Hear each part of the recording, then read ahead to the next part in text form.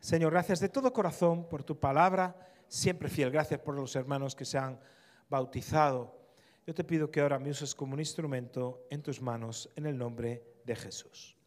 Vamos a abrir nuestras Biblias en el capítulo 37 del libro de Génesis. En la historia de José, el hijo de Jacob. Dice así el verso 4, Génesis 37, del 4 al 11. Y viendo a sus hermanos que su padre lo amaba más que a todos sus hermanos, le aborrecían y no podían hablarle pacíficamente. Es decir, que José era aborrecido por sus hermanos. Y soñó José un sueño y lo contó a sus hermanos y ellos llegaron a aborrecerle más todavía. Y él le dijo, fíjate, lo aborrecían, le aborrecían más. Y él les dijo, oíd ahora este sueño que he soñado. Y aquí que atábamos manojos en medio del campo, y aquí que mi manojo se levantaba y estaba derecho, y que vuestros manojos estaban alrededor mío y se inclinaban al mío. Le respondieron sus hermanos, ¿reinarás tú sobre nosotros o señorarás sobre nosotros? Y le aborrecieron aún más, es decir, pasó de ser aborrecido, más aborrecido y aún más aborrecido, ¿verdad? Aún más a causa de sus sueños y sus palabras.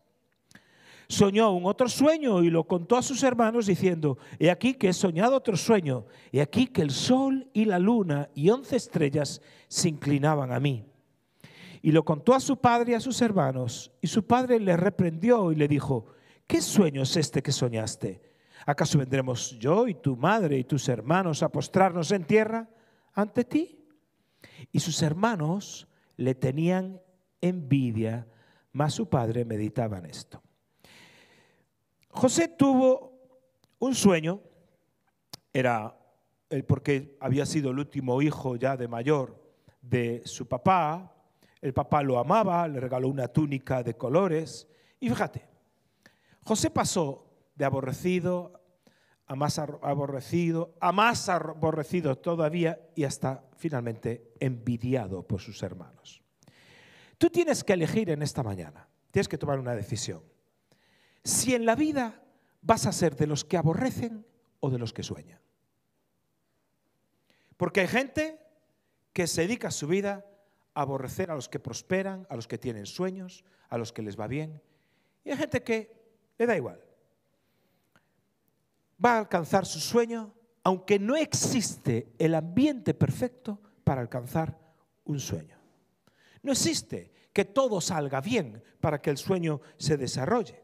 Es decir, solo existe gente que lleva a cabo sus sueños, pase lo que pase, como es el caso de José. Dios le da el sueño a José, le da el sueño a la persona adecuada.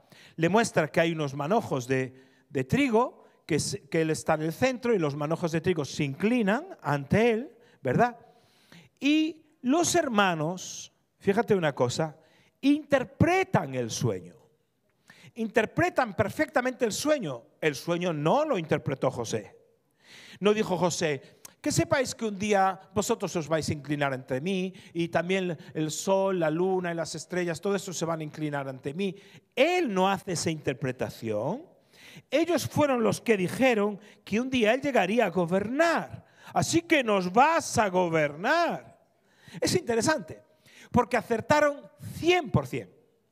Ellos interpretaron bien los sueños. Sin embargo, se nos avisa que teniendo el don de interpretar bien los sueños, tenían un carácter corrompido. Porque eran capaces de tener el don, pero eran capaces de aborrecer. Y eran capaces de tener envidia. Aquí ves a carnales con envidia, con aborrecimiento, pero diciendo la verdad. Diciendo lo correcto.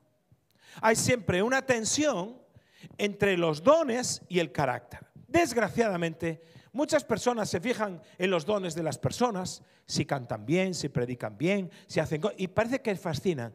Y no se dan cuenta que lo que sostiene a un hombre, a una mujer, no es el don, es el carácter. La capacidad de sostenerse, cualquiera que sea la circunstancia. Fíjate, Dios le da el don de tener sueños y también de interpretar sueños, que también lo tenían los hermanos, a José. Pero José tenía un buen corazón.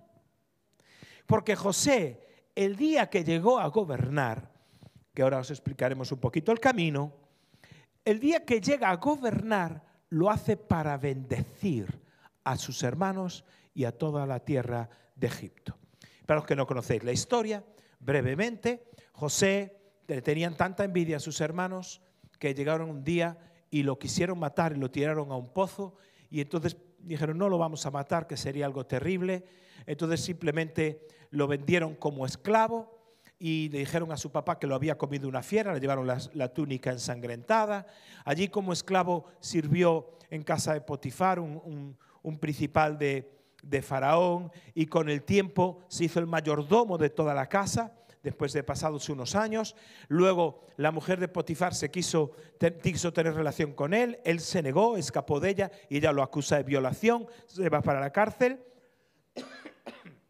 En la cárcel él pasa allí unos años y se hace, digamos, la mano derecha del capitán de la cárcel, del jefe de la cárcel, y en una ocasión que llegan, digamos, dos ministros principales del faraón, uno que era el jefe de los coperos y otro el jefe de los panaderos, tienen sueños, José se los interpreta y finalmente él, cuando ya tiene 30 años, habiendo salido de casa siendo un muchacho, cuando tiene 30 años, Faraón lo nombra su mano derecha y llega a gobernar sobre todo Egipto.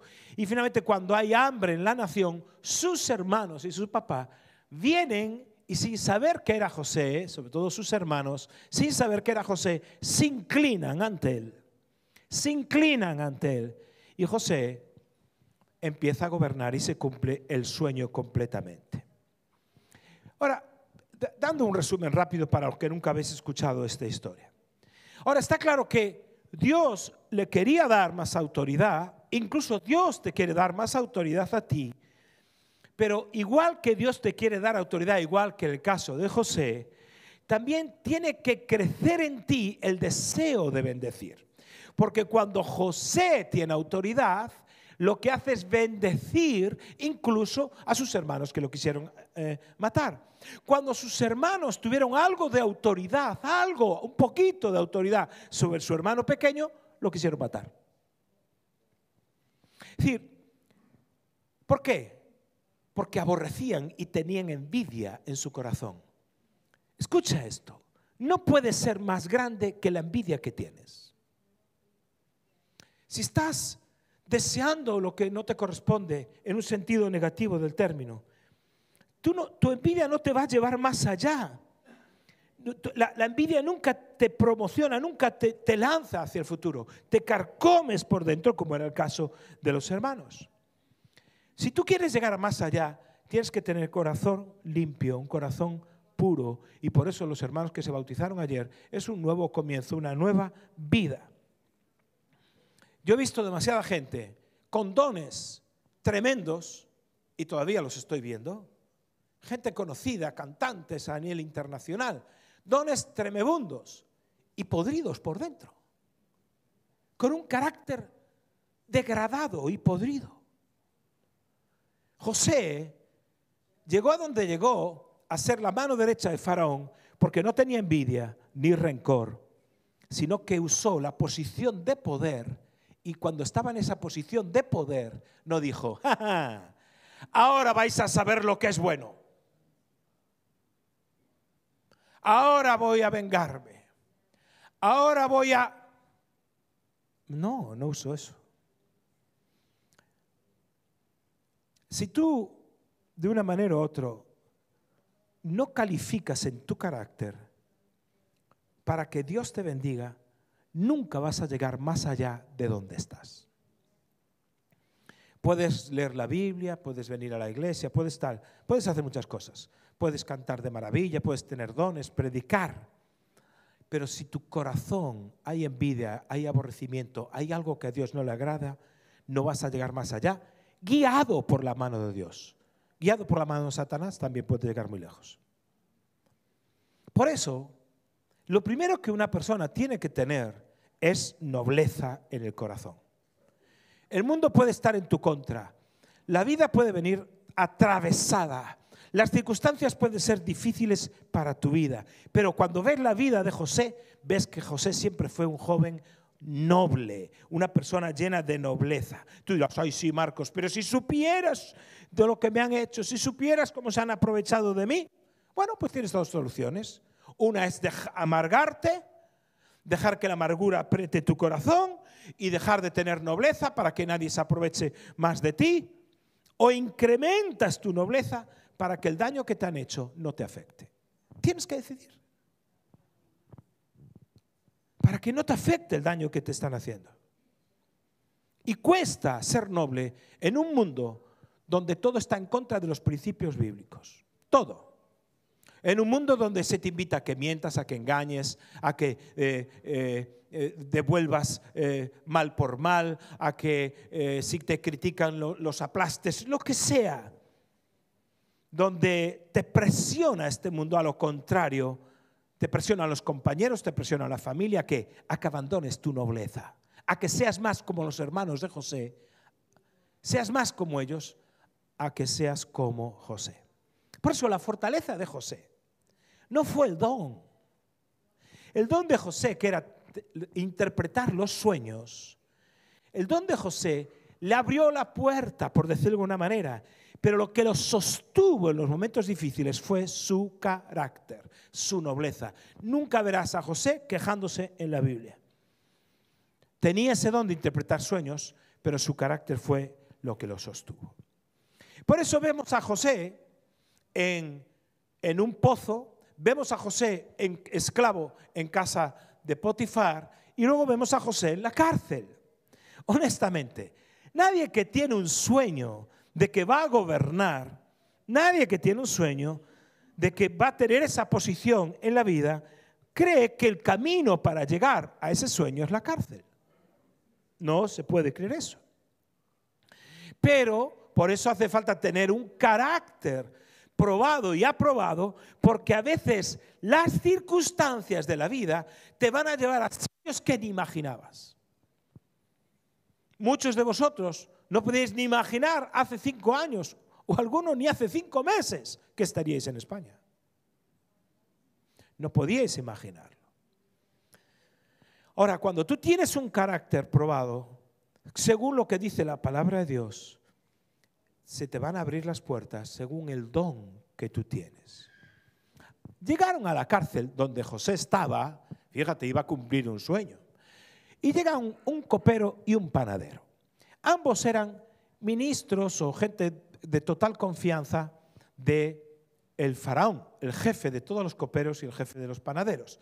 El faraón se había enfurecido, enojado con ellos porque los había encontrado en diversas faltas. Entonces, los dos les dice el capitán de la cárcel que por favor a José que les sirva. José se convierte en el sirviente de ellos. Les tiene que servir. Entonces llega una mañana y los ve con un semblante difícil. ¿Qué os pasa? Y dice, no, tuvimos un sueño. Y cada uno tuvo un sueño. Entonces el copero tiene un sueño y dice, ¿cuál es tu sueño?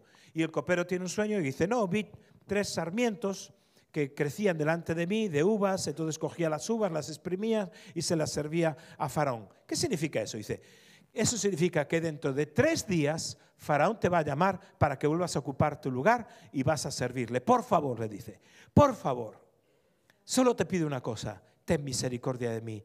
Cuando llegues a casa de Faraón, habla de mí, que yo estoy aquí de forma injusta. Habla de mí, no te olvides de mí, ten misericordia de mí. Y entonces le dice el panadero, pues yo también tuve un sueño.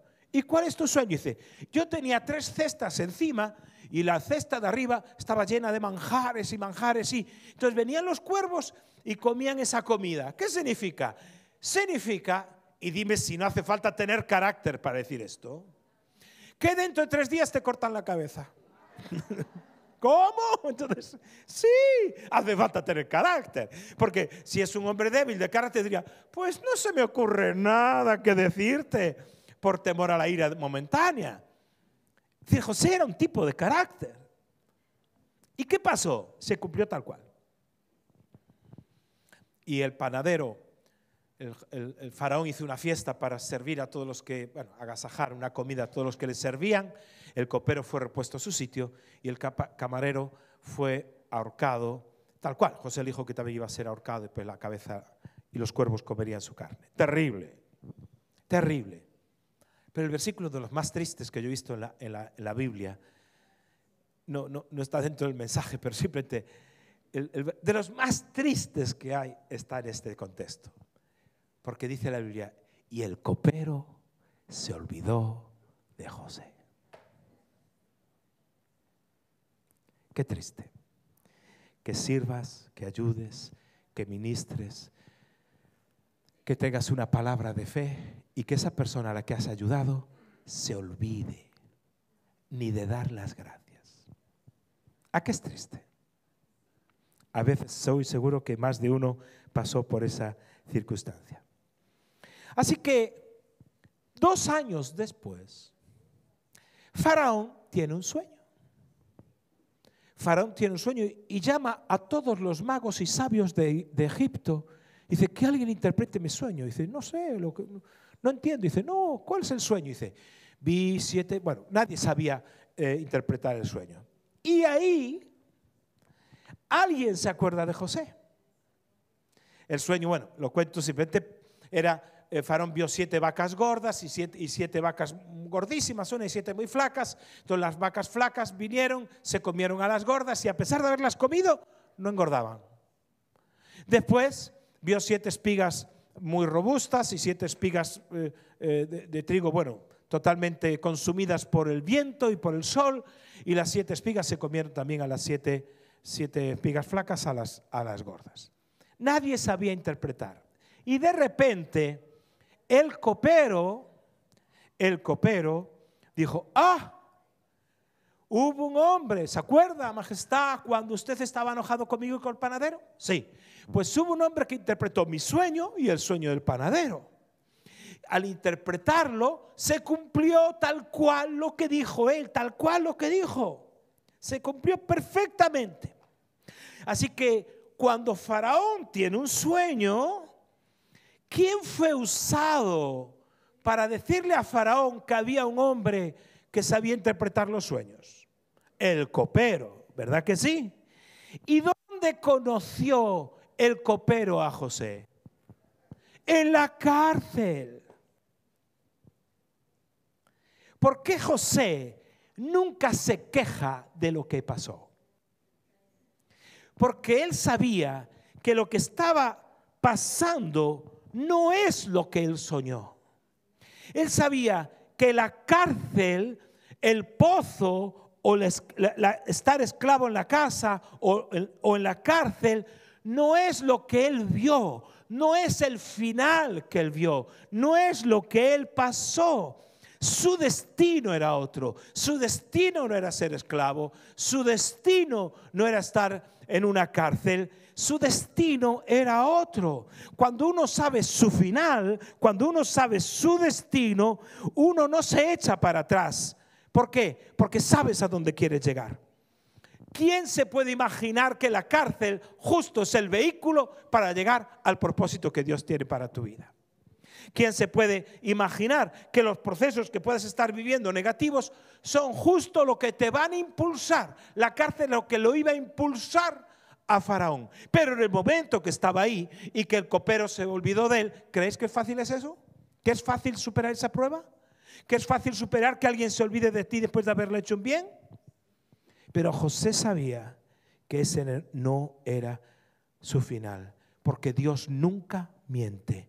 Por eso Dios comienza por el final. Cuando tú ves la Biblia y ves las cosas en la Biblia, Dios no empieza por el principio. Dios empieza por el final para que nosotros sepamos cómo van a acabar las cosas y entonces caminemos hacia ahí.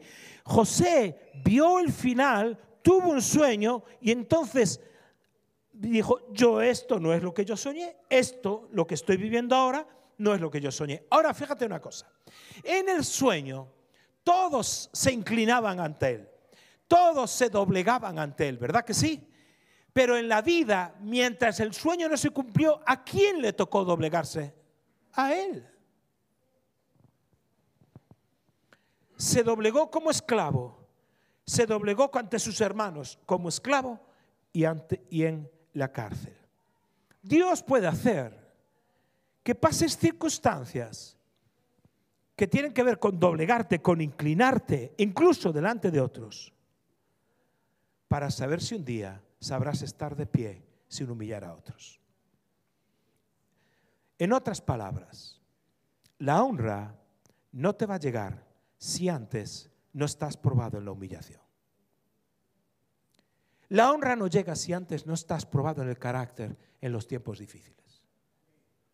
Si en los tiempos difíciles y complicados tú te rebelas, aborreces, tienes envidia, sale algo de tu carácter que no sabía que estabas aquí, sale algo de amargura, la amargura que se mete en el corazón. Gracias a los tiempos a veces en los que estamos humillados, no es nada más que una preparación de nuestro carácter para el tiempo que vendrá la honra. Por eso, cuando tú tienes tu futuro claro, y os hablaba el mes de junio, a mediados de junio, del plan de Dios.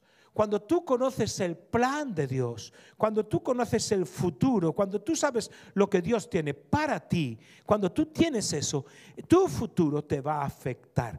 Tu futuro, todo se escribe, por eso Dios empieza por el futuro. Mira, dice Apocalipsis 13:8, que Dios creó todo desde un punto, el punto de creación de todo lo que existe fue el sacrificio de Jesucristo en la cruz. Dice que Jesucristo fue sacrificado desde el principio de la creación.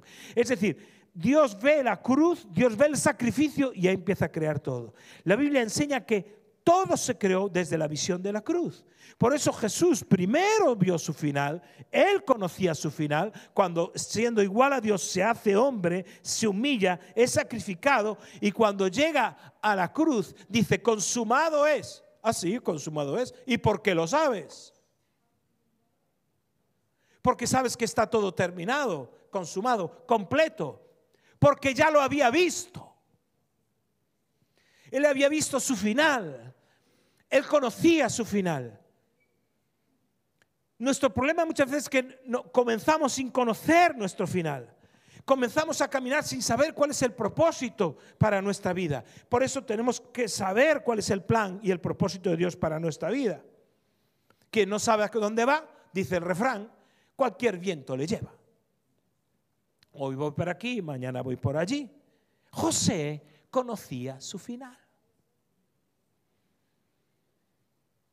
Y como conocía su final, dijo, ser esclavo no es mi destino. Tan solo es el camino.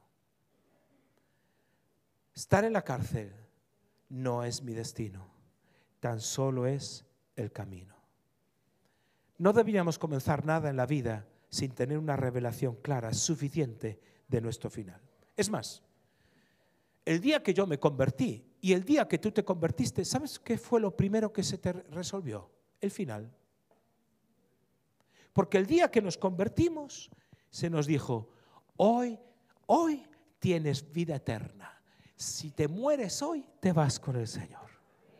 Es decir, ya sabes el final. El final de la historia es que es igual lo que pase que tú te vas a ir con el Señor.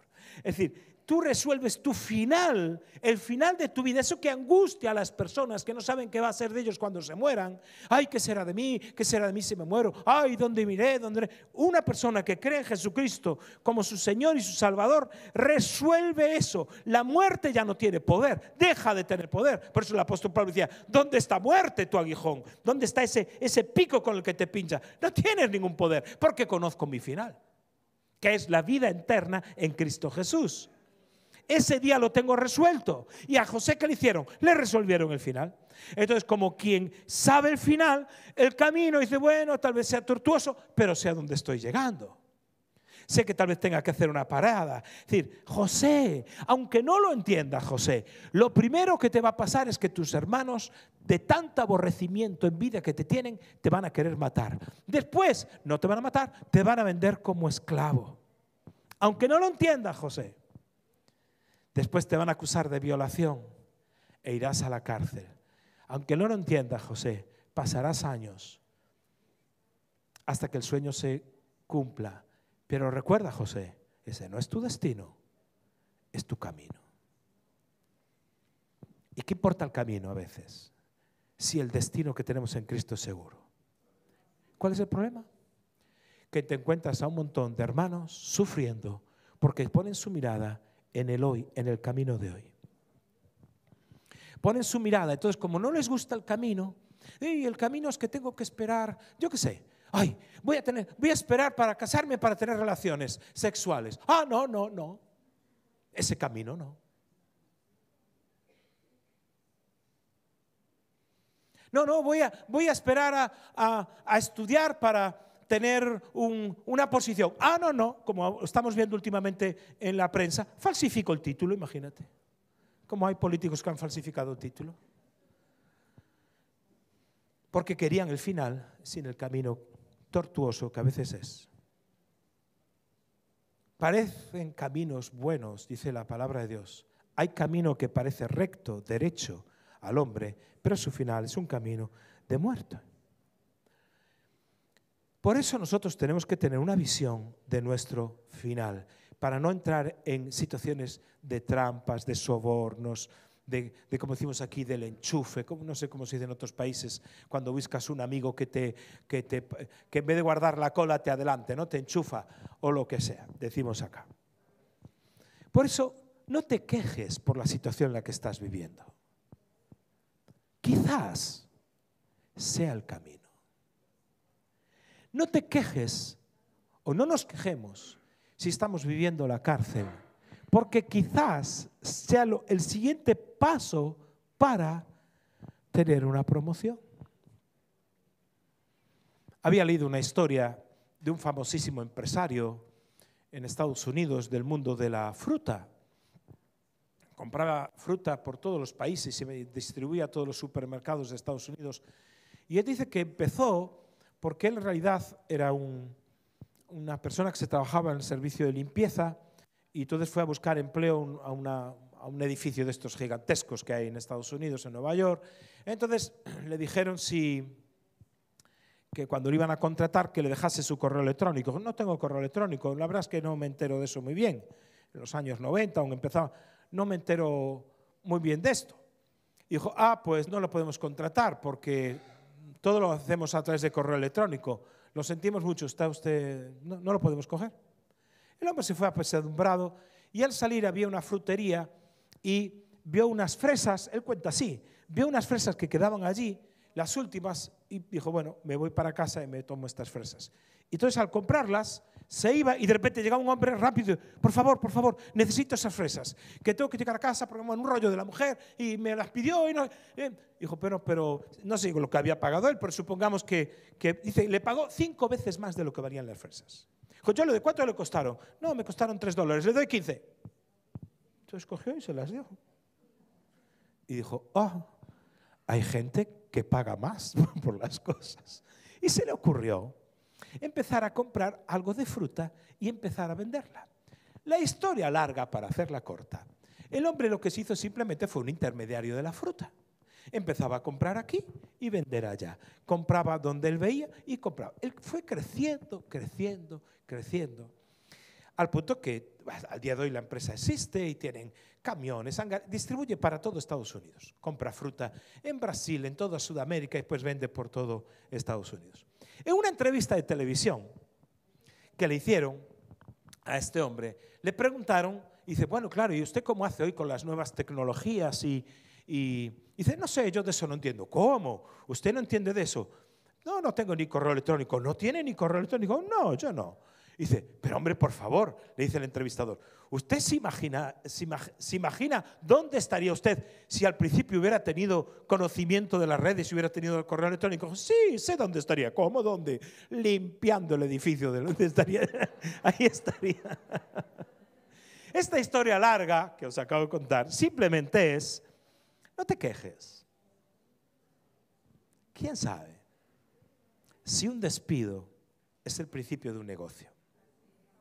No te quejes por tu situación. No te quejes, incluso si te acusan falsamente. como a José de violación y fue a la cárcel. Aunque tú no lo veas, te está empujando hacia tu destino. Por eso, Romanos 8:28 dice una gran verdad. Cuando Pablo le escribe a la iglesia de Roma, le dice simplemente, dice que a todas las cosas ayudan a bien. Es decir, todo empuja hacia un propósito, todo te está empujando, todo sinergiza, dice aquellos, todo ayuda bien, aquellos a los que aman a Dios. Si tú te mantienes amando a Dios y tú ves a José que no hay ninguna queja, se mantiene amando a Dios, y cuando llega el momento que se encuentra con sus hermanos, en vez de vengarse porque los hermanos se inclinan ante él sin saber qué era, porque era simplemente el ministro número 1 de Faraón, él se mantiene y dice: Dios ha usado esto, Dios ha usado esto. Dios ha usado mi cárcel, Dios ha usado la esclavitud, Dios ha usado el falso testimonio, Dios ha usado el día que me quisisteis matar. ¿Para qué? Para salvar del hambre a Egipto y a todas las naciones de la tierra. No te quejes del evento que estás viviendo. Simplemente mantente amando a Dios en él. Mantente confiando a Dios, porque puede que Dios esté usando, puede no, Dios está usando eso para alcanzar tu destino. Por eso tenemos que aprender a ver el futuro y que nuestro futuro afecte nuestro presente. Cualquier persona con un mínimo de sensatez, si quiere ser abogado, su futuro de lo que quiere ser le organiza su presente. Entonces dices: voy a empezar a estudiar, voy a empezar a hacer esto. Si quieres, yo qué sé, hacer una casa, no dices: bueno, a ver cómo empiezo. No, primero miras el final. ¿Y cuál es el final? Ya tienes el dibujo, el plano que te hace un arquitecto. Y no has levantado ni una piedra, no has hecho ni un agujero, pero ya lo viste. Cuando Walt Disney muere justo antes, poco antes de la inauguración del primer parque temático Disney en el mundo. Cuando lo están inaugurando, un periodista le pregunta a su mujer, dice a su mujer: qué pena que su marido no hubiera podido ver este parque de atracciones. Dijo: se equivoca usted, mi marido fue el primero que lo vio, él lo vio. Es decir, tenemos que tener una visión, y vosotros que os habéis bautizado, es decir, no es simplemente, bueno, a ver qué me depara mañana. Tu destino eterno está garantizado. Ahora, hay cosas con las que puedes servir a Dios. Es decir, y por eso muchas personas sienten que es que no tengo fe. ¿Por qué? Porque no tienen nada en qué creer. Nosotros tenemos dos cosas: en quién creer, que es Jesucristo, pero necesitamos en qué creer.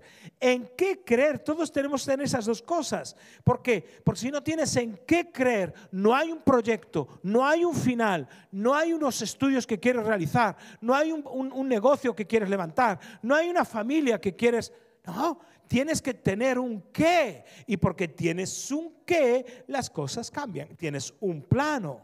Por eso tienes que buscar, si no lo tienes, un proyecto para lograr en tu futuro. ¿Para qué? Para que tu fe se pueda desarrollar.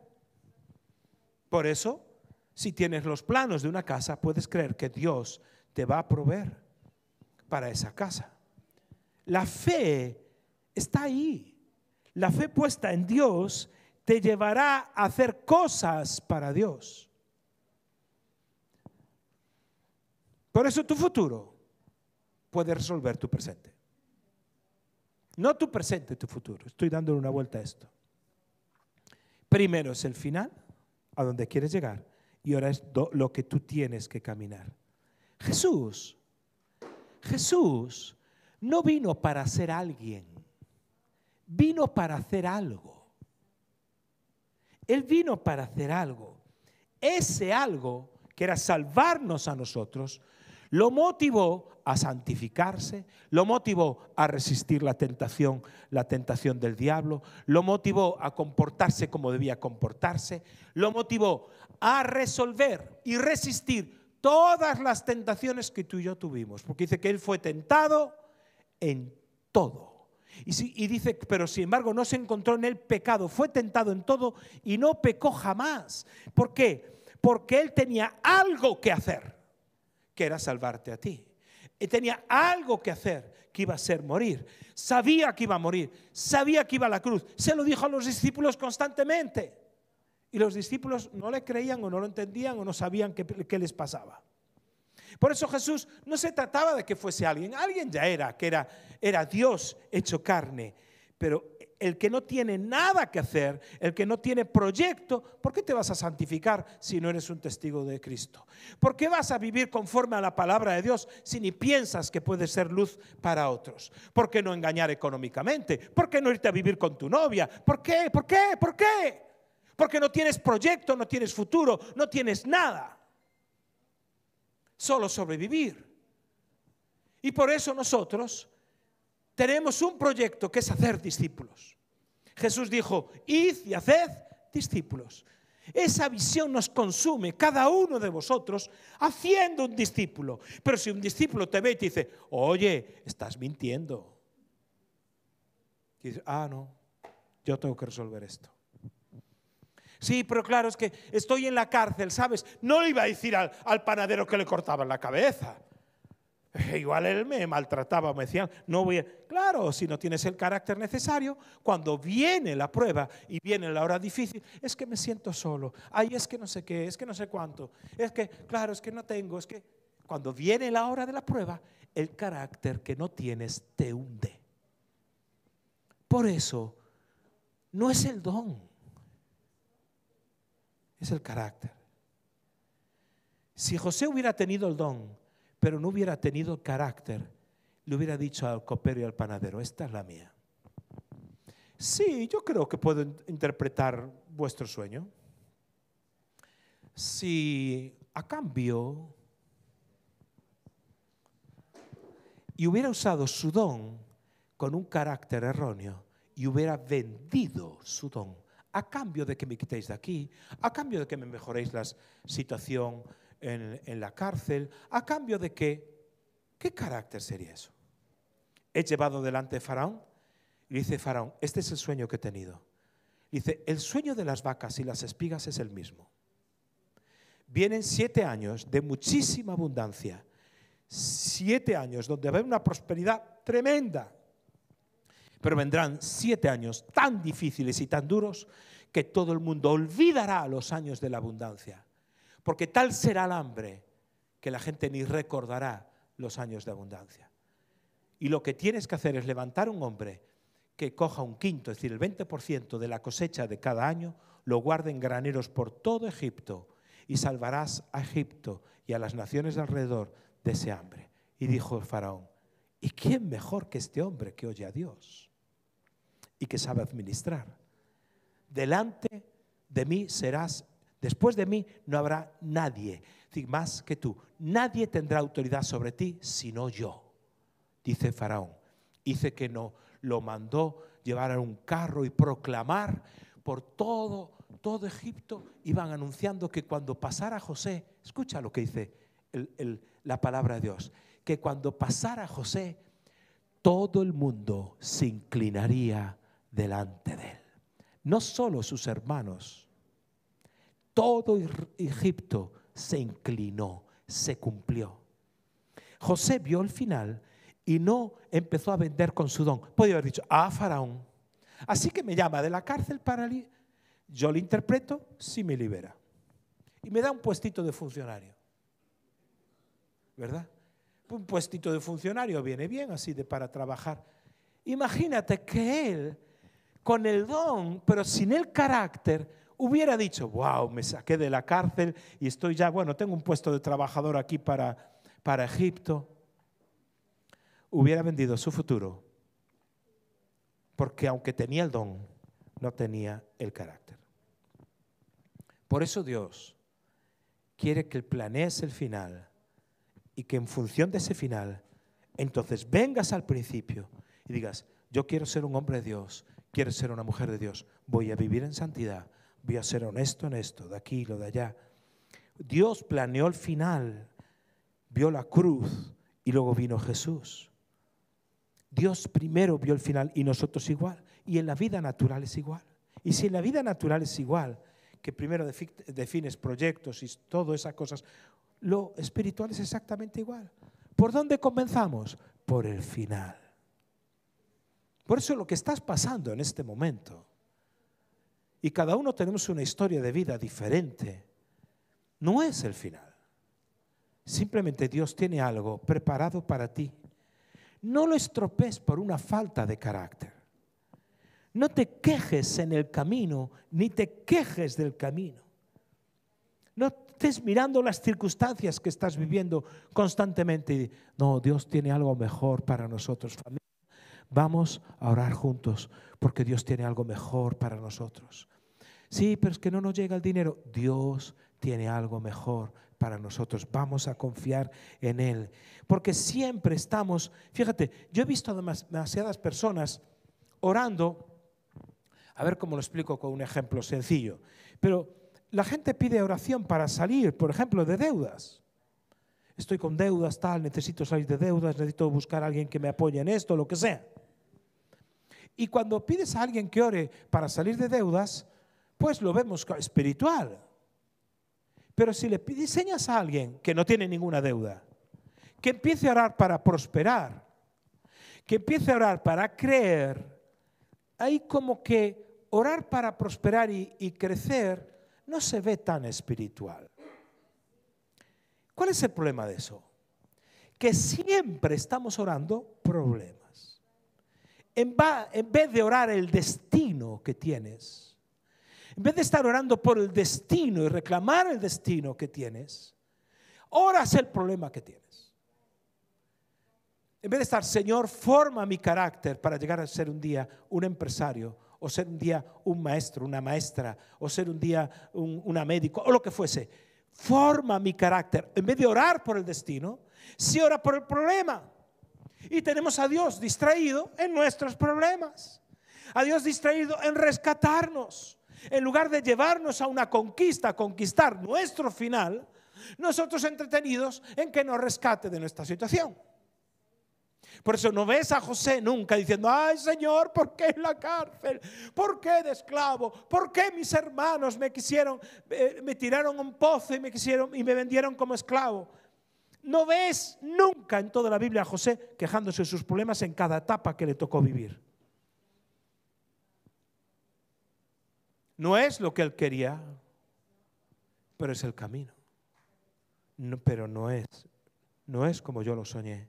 Y como no es lo que yo soñé, simplemente sigo avanzando. Sigo avanzando.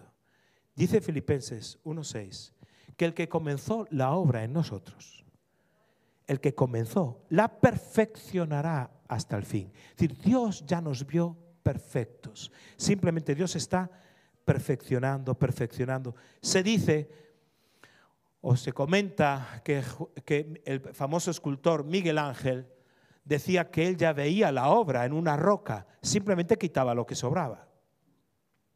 Era muy fácil decirlo así, ¿no? Pero si ves el David de Miguel Ángel, una estatua gigantesca de 4 metros y pico, y dice, no, yo solo quité lo que sobraba. Una obra tremenda. ¿Qué vio Dios en ti? ¿Qué fue lo que vio Dios en ti? Simplemente ahora está quitando lo que sobra. Para que José pudiese ser el gobernante principal de Egipto, tenía que ser tratado y pasado por posiciones difíciles. Así que Dios lo que dice, ahora veo cómo va a ser Carmen, cómo va a ser María, cómo va a ser Juan, cómo va a ser Pedro, ya los veo. Ahora empiezo a trabajar en ellos. ¿Por dónde comienza Dios? Por el final. ¿Por dónde tenemos que comenzar nosotros? Por el final. Tenemos que aprender a caminar así.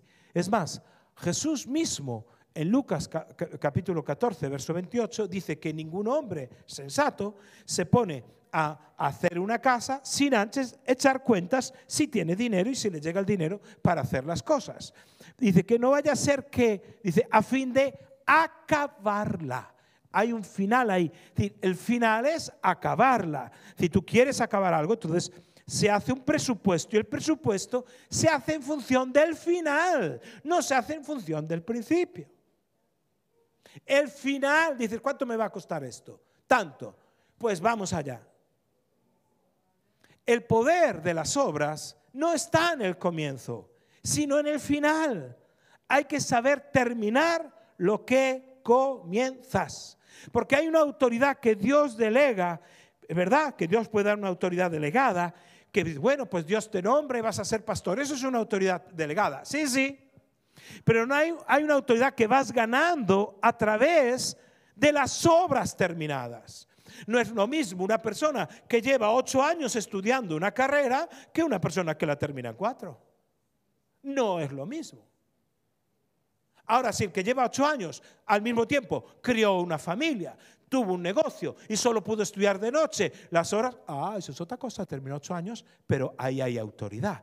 La autoridad tiene que ver con las obras terminadas. A nadie le interesan los proyectos, sino las obras terminadas. Pero tenemos muchas veces palabras, pero no hay obras que digan las palabras que tú dices tener.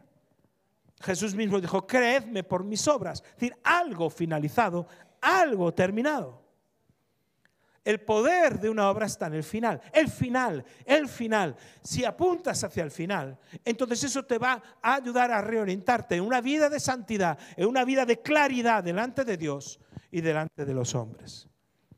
Por eso, si hay algo que me da satisfacción increíble, es cuando veo que una hermana, un hermano se convierten y me dicen, oye, voy a terminar los estudios que dejé abandonados. Voy a terminar este asunto que dejé a medias. Voy a terminar, es decir, proyectos de la vida que se dejaron tirados, ahora vienen y vuelven a retomarse. ¿Para qué? Para terminarlos. ¿Cómo puede Dios encomendar obras mayores y espirituales si en las obras naturales no somos fieles? Termina lo que comienzas. Acaba lo que empezaste. Sé fiel en lo poco. Constantemente Jesús nos lo recuerda. Al que es fiel en lo poco. Al que sabe ser fiel en lo poco. Dice, no te quejes. No dejes que la raíz de amargura brote en tu corazón. Constantemente está diciendo, puedes tener dones, pero si el carácter no sustenta eso, de nada sirve, de nada vale.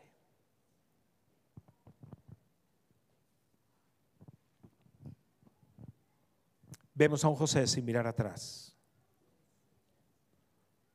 Le echaron a un pozo y casi podía poner en palabras de él, muy bien, me limpio del barro y digo, ¿y ahora qué toca?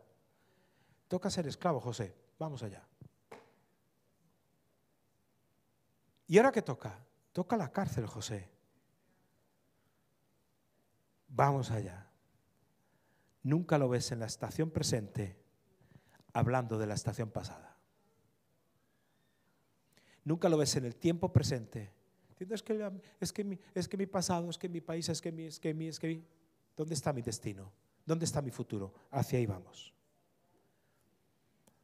¿Es verano? Me pongo ropa de verano. Llega el invierno, me abrigo. Es decir, me adapto a cada situación que trae la vida. Porque estoy mirando hacia el futuro. Vamos a ponernos de pie, por favor.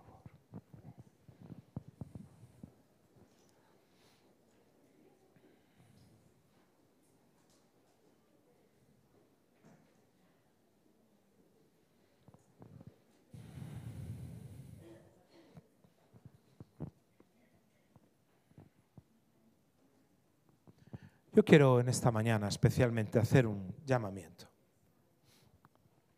Aquellos que estáis aquí, o quiero hacer dos. Primeramente, aquellos que estáis aquí y que estáis viviendo el camino sin carácter.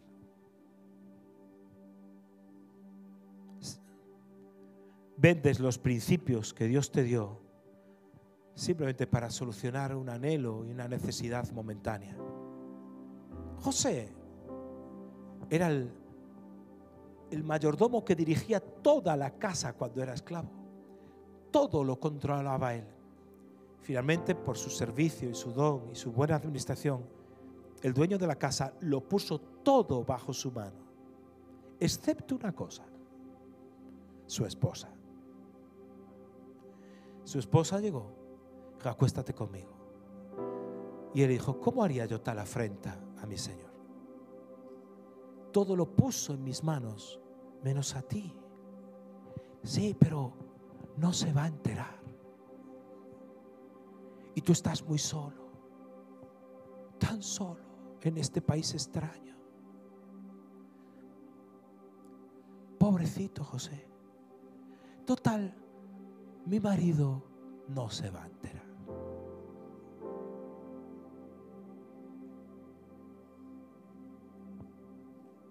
Pero José tenía un carácter noble. No iba a ofender a su Señor. No iba a tocar lo único que le había sido vedado. No lo iba a hacer. Sí, pero eso va a suponer la cárcel, que venga a la cárcel. Pero no quebranto la nobleza de mi corazón por satisfacer un deseo carnal momentáneo. Le pasó una y otra vez, y no usó el don mezclado con un mal carácter para sacar ganancia deshonesta, ni delante del carcelero, ni delante de Faraón. Siempre fue honesto.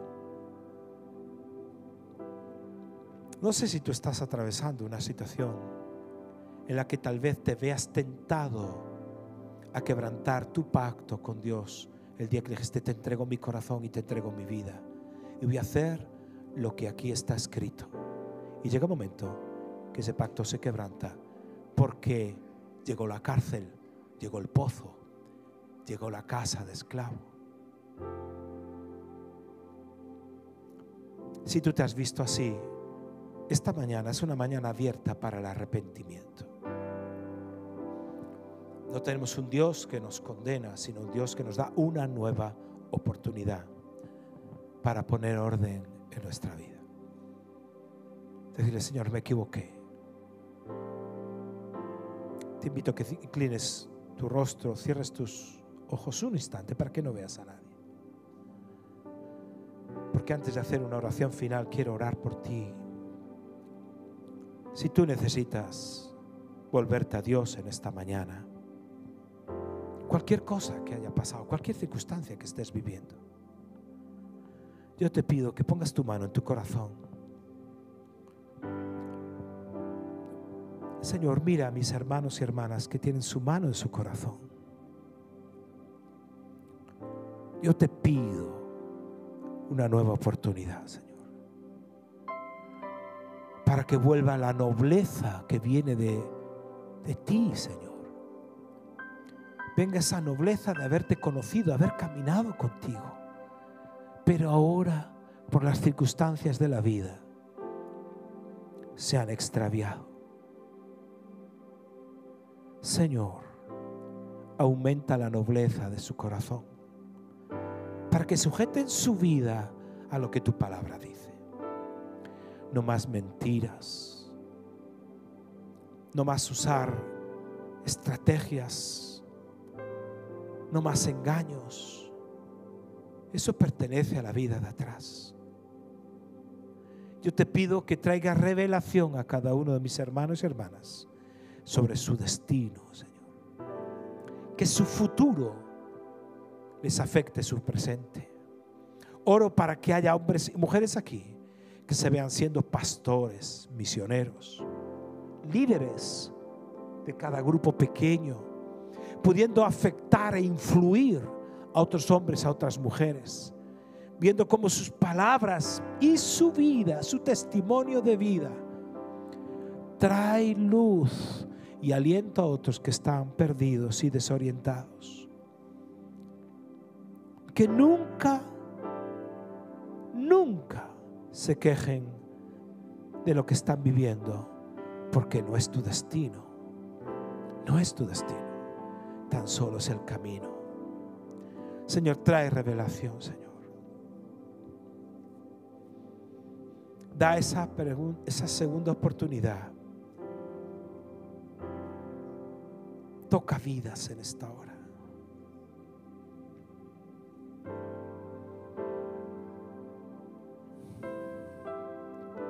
Y quiero hacer otro llamamiento a los que estáis aquí en esta mañana y tal vez nunca antes hayas entendido esto de comenzar por el final. La pregunta es si tienes tu eternidad resuelta, si tienes la muerte resuelta, si tienes la muerte resuelta, si aún tienes dudas acerca de dónde pasarás la eternidad si murieses hoy, si tienes temor y miedo a morir, a la muerte, es que hay algo que no está bien. Simplemente es que no conoces a Jesucristo. Jesucristo dijo: el que cree en mí tiene vida eterna. Ha pasado de muerte a vida. Hoy es el día que puedes resolver tu final definitivo. Ese final porque la gente gasta dinerales en pastillas por ansiedad, en médicos por miedo a la muerte, miedo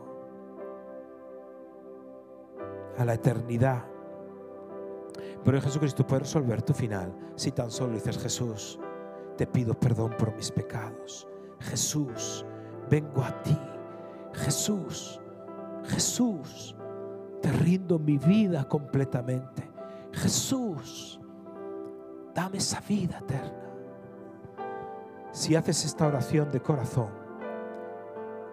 te aseguro que tu muerte está resuelta. ¿Habrá alguien que quiera entregarle su vida a Jesucristo en esta mañana? Si quieres entregarle tu vida a Jesús, te voy a pedir que levantes tu mano bien alta, resolutivo, sin ninguna vergüenza. Que Dios te bendiga, sin nada que ocultar. ¿Alguien más? Hay una persona que levantó su mano sin ningún temor. Yo quiero entregarle mi vida a Jesús. Yo resuelvo mi destino eterno. ¿Alguien más le quiere entregar su vida a Jesucristo? ¿Alguna persona más? Que Dios te bendiga. ¿Alguien más quiere decirle: yo le entrego mi vida a Jesús?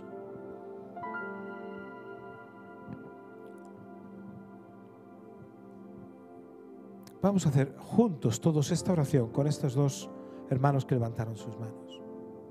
Y dirás tú: la voy a hacer, pero no voy a levantar la mano. No vale. Queda sin efecto esa oración.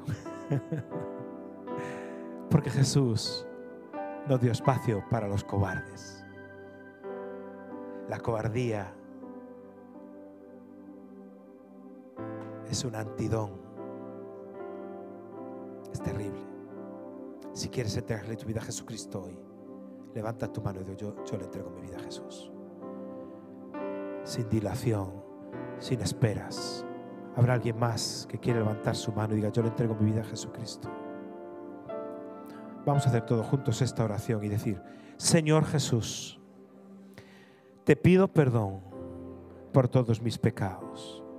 Te entrego mi vida sin ninguna reserva. Lo que hoy estoy viviendo, creo que está en tu mano.